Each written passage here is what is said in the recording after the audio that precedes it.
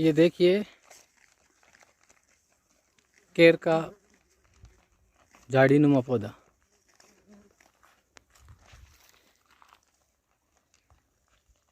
केर के अंदर साल में 2 बार फलन होती है।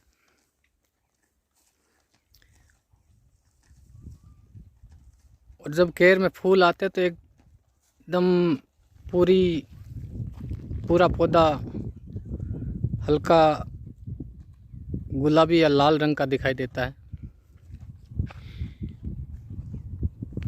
केर में एक बात विशेष ध्यान रखने योग्य है कि केर के अंदर जो फूल आते हैं वो उन्हीं शाखाओं पर आते हैं जो 1 साल से पुरानी हैं।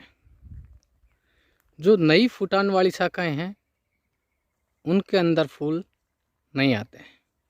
आप देख सकते हैं कि ऊपर की जो शाखाएं हैं वो नई फुटान हुई है, उनमें फूल नहीं है। और साइड की जो दूसरी शाखाएं हैं इनमें फूल आ रहे हैं। इसका एक कारण ये भी है कि जब इसमें फसल आई हुई होती है, इसमें जैसे केर बन जाते हैं तो केर तोड़ने के लिए शाखाओं को तोड़ लिया जाता है। और कई बार तो ऐसे होता है कि पूरे पौधे की शाखाएं तोड़ने के बाद में उसमें जो नई फुटान आती है उसमें फूल आते ही नहीं है। तो ऐसे लगता है जैसे इस बार इस पौधे में फलन होगी भी नहीं। लेकिन इसकी खास विशेषता है कि जैसे पुरानी शाखाओं पर इसमें फल लगते हैं तो केर तोड़ते समय विशेष ध्यान रखना चाहिए कि अपने को जो पुरानी शाखाएं हैं उनको तोड़े नहीं। यह आप पौधा देख सकते हो, इसमें पूरे पौधे पर फूल आ रखे हैं और बहुत ही अच्छे फूल आए हुए हैं। एकदम लाल कलर के फूल हैं, आप देख सकते हैं। ये पूरा पौधा एकदम फूलों से लदा हुआ है।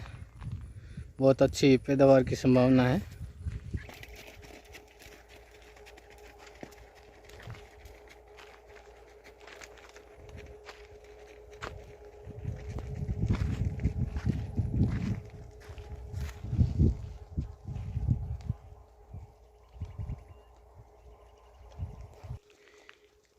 ये भी केर का ही पौधा है, लेकिन इसकी जो पुरानी शाखाएं थी उन पूरी शाखाओं को काट दिया गया था।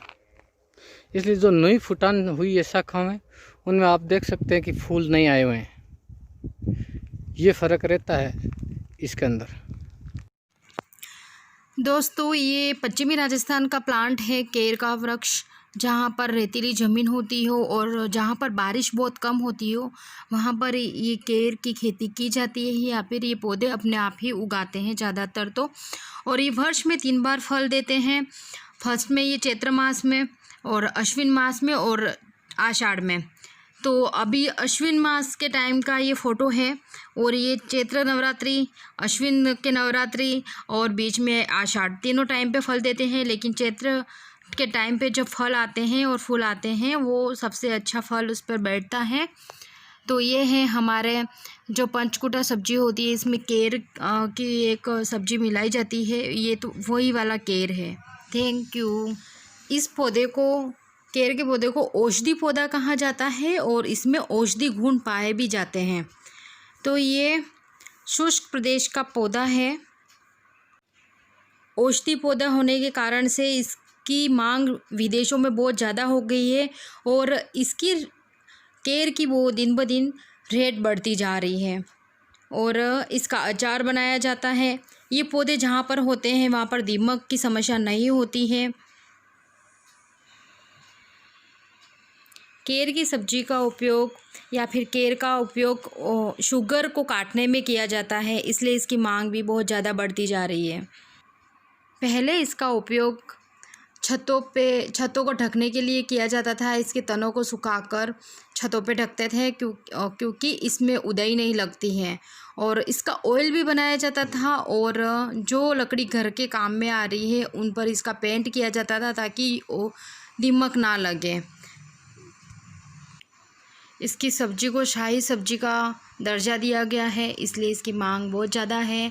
लोग बाग उसको बड़े शान से खाते हैं और ये बहुत आसानी से उग जाता है, लेकिन ये शुष्क क्षेत्र में ही उगता है।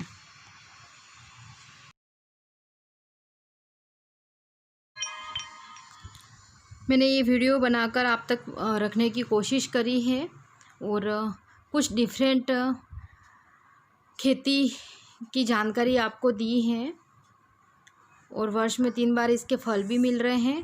तो आप अगर शुष्क क्षेत्र में रहते हो तो इसकी खेती को बढ़ावा दें और इसमें औषधि गुण है उसके फ़ायदे को समझें। उसमें आयरन की मात्रा भी बहुत ज़्यादा पाई जाती है और अपने राजस्थान के कल्चर या फिर हमारे राजस्थान की औषधि चीज़ों को बढ़ाकर आगे रखें ताकि इसका अच्छे से प्रसार हो।